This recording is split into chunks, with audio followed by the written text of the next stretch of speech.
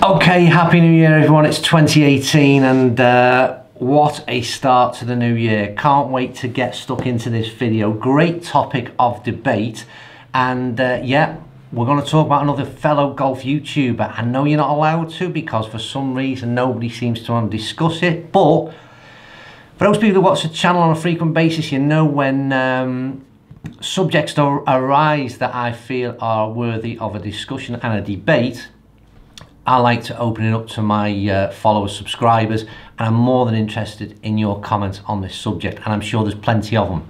Now then, the question is, should Mark Crossfield have signed a sponsorship deal with Titleist? And you'll see in the top left-hand corner that there is a survey that we're going to do. It's a simple yes or no answer, and I want you to answer that. I'm interested in the survey. I'm going to do another video later on about the result of the survey and about the comments that we receive on this.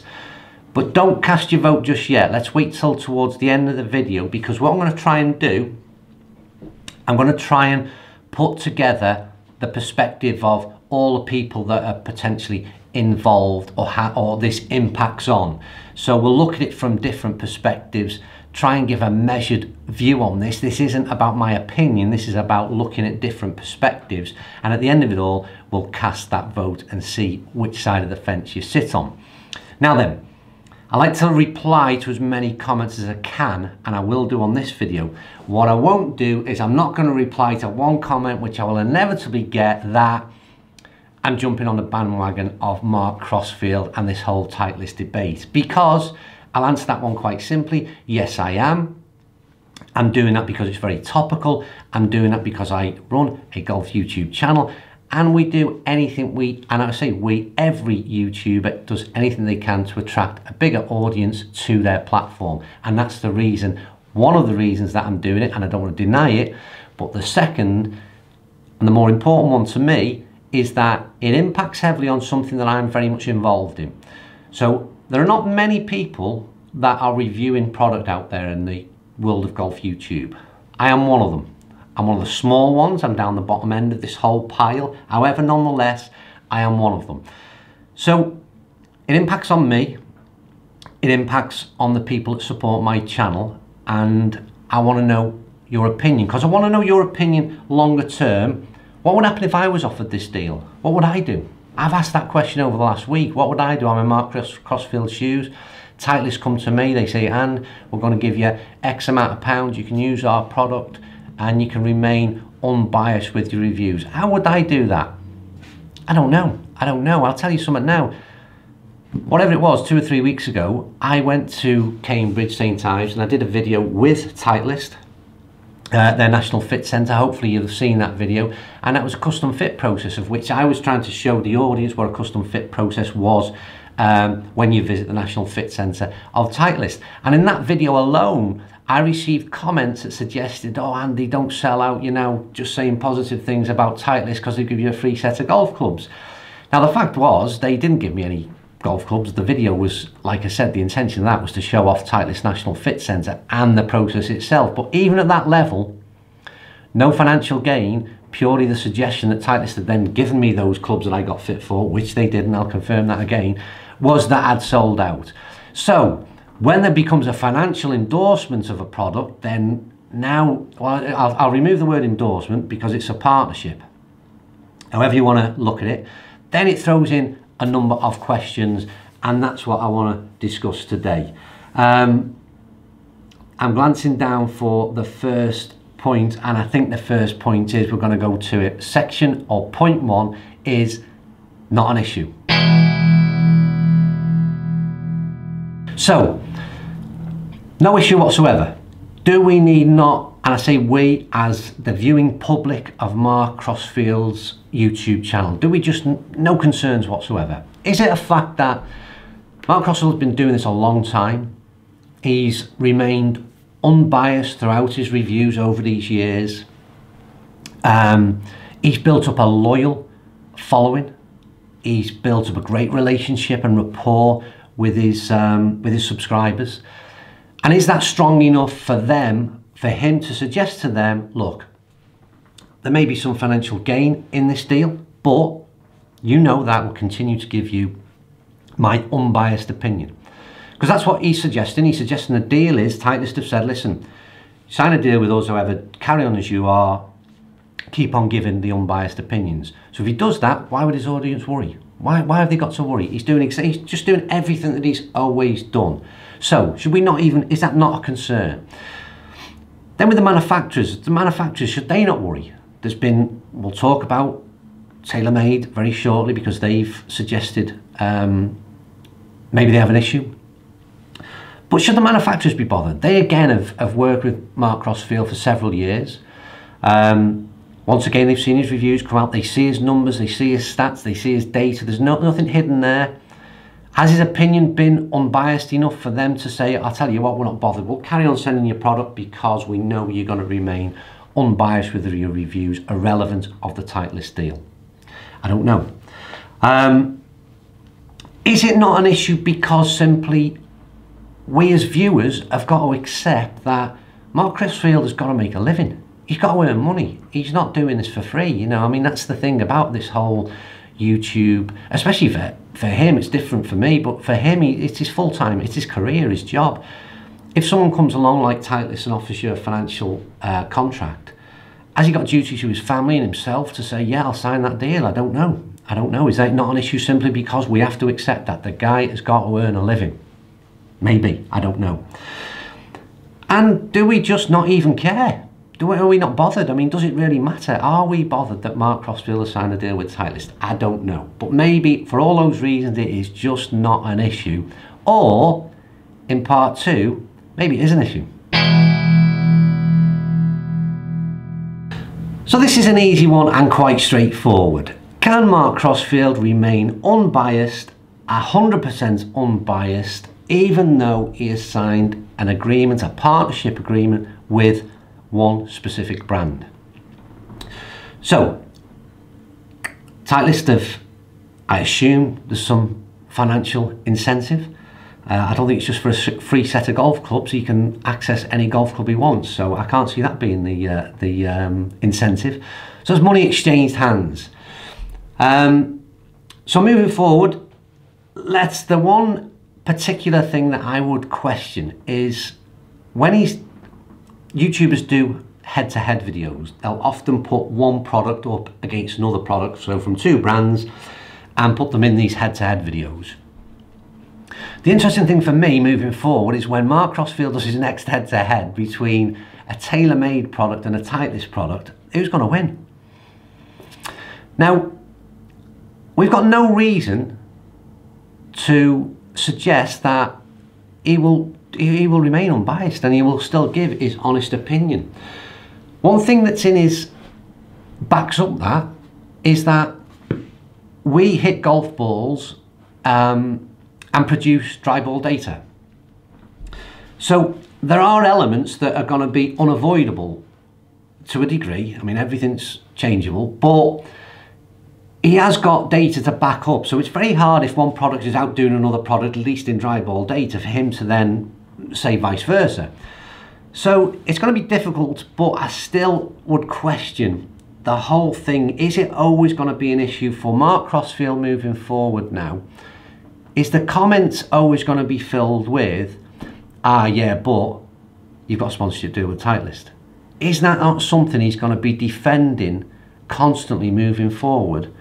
That's the issue for me. I've just got this thing in my head that every time you see a review now, in the back of your mind as a viewer, there's always going to be that potential. I don't know. Is that a reason why it perhaps is an issue? I don't know. That's something for you to decide. Anyway, on to part three. Okay, so part three, manufacturer's perspective. And like I said, this probably doesn't affect you or I as a viewer or as a golfer. But I think from we're trying to look at it, like I said, from everybody's point of view here. So the manufacturer is key, and it's both the manufacturer that's sponsoring and the manufacturers that aren't. And I think let's start off with Titleist first of all. Is this a positive move for Titleist? Do you see this as something positive from them? In terms of, I think what it does first of all, how much is this saying about the popularity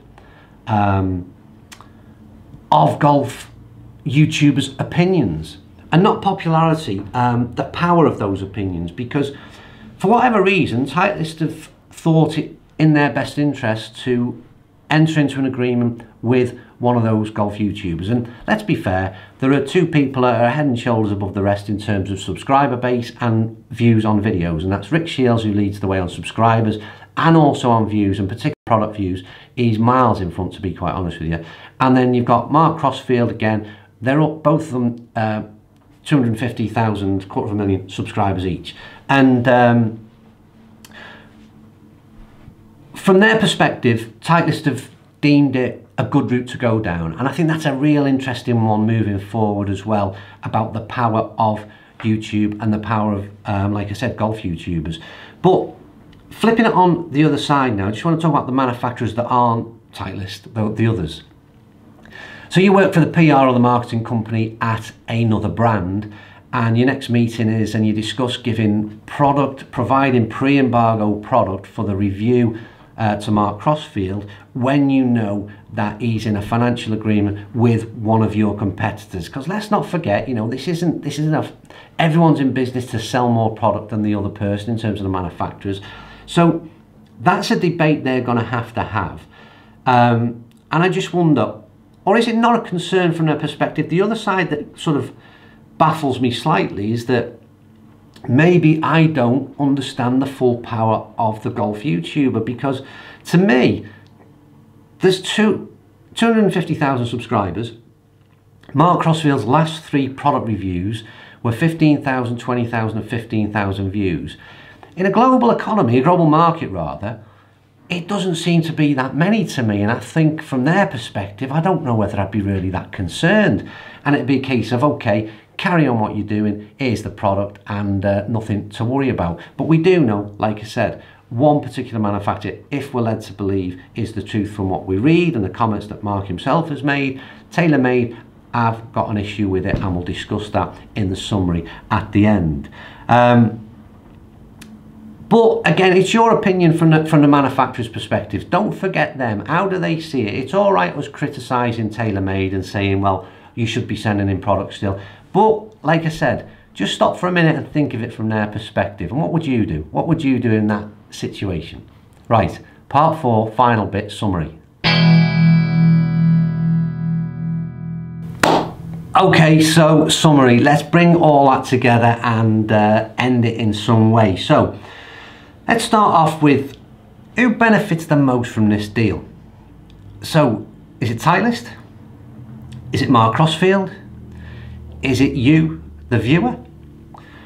I wonder out of those 3 who you think, because they're the only 3 people as far as I'm concerned that have this deal is going to impact on.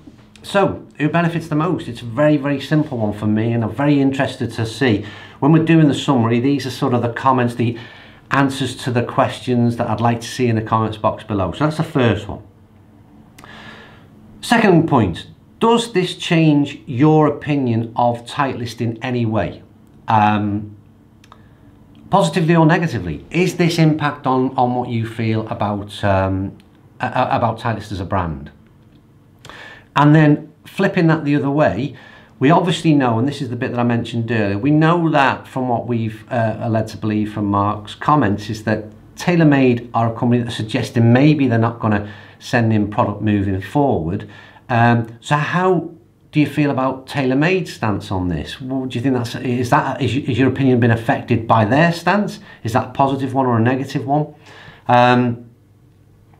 I just wonder, the interesting thing is, I mean, manufacturers themselves, they have a choice moving forward. They either carry on as they are and supplying with the product, or they turn around and say, as TaylorMade is suggesting, that no, they won't. The only issue is that, as Mark has already suggested, that when the product becomes available in retail, he will review the product anyway. So I don't really know that it's going to make that much of a difference. Obviously, he will continue to make videos and review those products. The big one that's been on my mind for the last few days since this whole thing was announced, is anyone concerned about the fact that prior to this deal being announced, I've not really ever seen a great deal of Titleist product in the bag of Mark Crossfield. Certainly in the last year or so, we've been looking at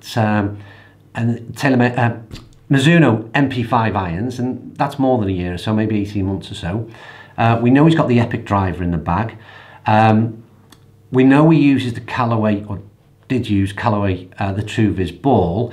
So the other thing, is anyone surprised by the fact that it's Titleist that the sponsorship deal has come about with? Because he's switching to a product, like I said, he's not been critical of Titleist, and I've seen his reviews of the latest product that they've given. He's been more than okay with the reviews, but not so much to put it in his bag. And obviously that's ultimately the choice that we have as golfers, irrelevant of our deals with or how we're involved in the industry. Everyone can choose what they put in their bag. Up until now, obviously in Mark's case, it's got to be Titleist. But I was surprised slightly that the deal was with Titleist. And so ultimately the question is, why did he choose Titleist? What was the reason he chose Titleist? Why did he go down that route? That's ultimately the interesting one. There's two questions in there. Who benefits most from this deal? And why did he choose Titleist to do the deal with? They're the questions that I want to really leave you with. Right, I am going to end it there. I enjoy the debate, and it is a debate. I love these type of videos. They'll cause offence to some people because, like I said, there'll be people that just can't open their minds a bit wide enough to have a bit of a chat, and no doubt there'll be a bit of abuse down in the comments. I can live with that, don't worry about it. But try and have a look at it from everyone's perspective. Get involved in the vote. Now's your time to vote if you haven't done already, because the next thing I want to do is I want to do a video in about a week's time. I'll sift through these comments, and I'll also look at what we ended up with the result in terms of the vote, and we'll do another little video and a bit of an assessment. I'll try and pull opinions together, because the whole thing is I'm looking at everybody's opinion as a whole of what they think of this. I'm really interested from viewers' perspectives. Forget mine, forget my opinion on it. It's all about viewers' perspectives. So put some logical comments down below and we'll discuss it again in a week or so's time. Now then, it will be a week or so, because in 2 or 3 days, can't remember, the 4th or 3rd is it, I'm off to Sotogrande in southern Spain, where I'm going to be doing some, that's courtesy of Glencore Golf by the way, and I will be doing some ball testing. 25 balls there. I've done all the dry ball data on the 25 balls. I'm now going to do some on-course testing, some short game chipping, putting. That's all being done over 4 or 5 days in southern Spain. And when I come back, there'll be 2 videos a week coming out from mid-January on this ball testing, which I've really enjoyed doing. It's been really interesting, and I think may throw up a few surprises. I'm not going to say that 100% yet, because I've got to get and do this last bit, but it should be interesting. Can't wait to put them out. Anyway, thanks for watching the video. I'm going to repeat the message at the beginning. Happy New Year to you all. Thanks for watching. If you like the video, give it a thumbs up. And when you say like the video, you don't have to agree with the opinions in it, but you can like the video because of the debate that it's brought about. And also, if you don't subscribe to the channel already, then please do so. Check out my other videos. I do lots of independent, unbiased reviews, so check those out if you get a chance. Right, thanks for watching. Hey, Full Golf, it's a driving range. Tell you what, yeah, they sponsor the. No, it's the best driving range and facility in the UK. No, that's no good. This is the best. Seriously, trust me.